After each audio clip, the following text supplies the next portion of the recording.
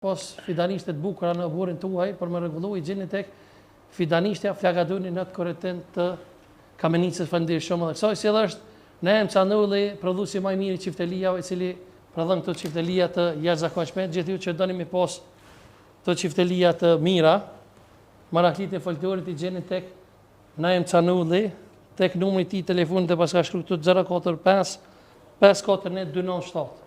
Faleminderit shumë Naim Canullit.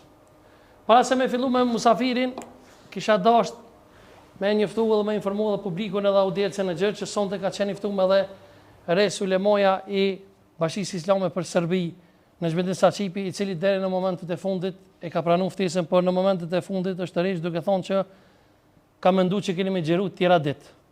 Në fakt, kjo është një gënjeshtër e madhe nga ai, sepse ai e ka ditë ditën e xhirimit, bile e regjia, po besoj që tash ti mbulan me pame edhe qëtë edhe biseda që kemi bisedu në me ta rreth emisionin se çka farë do të flasmi.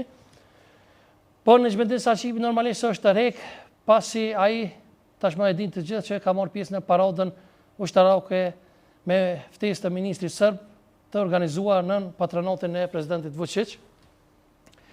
Me siguri që për hoxhallar si në Xhmendin Saqipi është më e lehtë me marrë pjesë në një paradë ushtarake të forcave paramilitare serbe, sesa të jetë prezant në një emision të një shqiptari siç jam unë.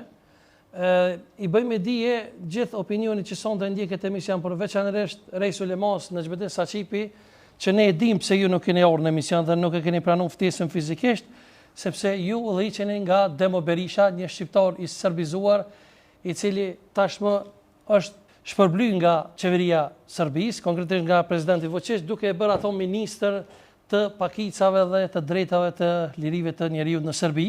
Por e ka marrë një informacion shumë më rëndësishëm që në Xhmendin Saqipi përveç kësaj ai ka marrë pjesë edhe në ditën e shlirimit serb nga ish presidenti i asaj kohe Nikolić, është shpërbly me dekorat. Bile në Xhmendin Saqipi nuk priton me i lavdru edhe paramilitarët serb që kanë marrë pjesë në vitin 1998 kundër ushtrisë lirimtare të Kosovës, veçanërisht ka marrë pjesë në masakrën e familjes Jashari. E kam këtu një mesazh ku kisha dashur me lexu. Në Xhmendin Saqipi hoxha shqiptar nga Trnovci dhe Res Ulemoja e Bashkisë Islame të Serbisë ka shkruar një tekst ku lavdron oficerin serb Miloslav Simović për humanizëm dhe tij gjatë periudhës së luftës në Kosovë dhe luginën e Preshevës në vitin 99. Ky veprim ka shkaktuar reagime të ashpra në opinionin publik shqiptar, pasi Simović është i njohur për rolin e tij në mobilizimin e dhunshëm të shqiptarëve gjatë asaj periudhe. Pra i bëjmë dije në Xhmendin Saqipi që është më mirë të jetë shqiptar, mbetet shqiptar, sesa të servilizohet. Je shqiptar, more i paturqëm, i pandehur, do t'i kryetar. Me gjithë respektin që kam për gjyqin do të flas.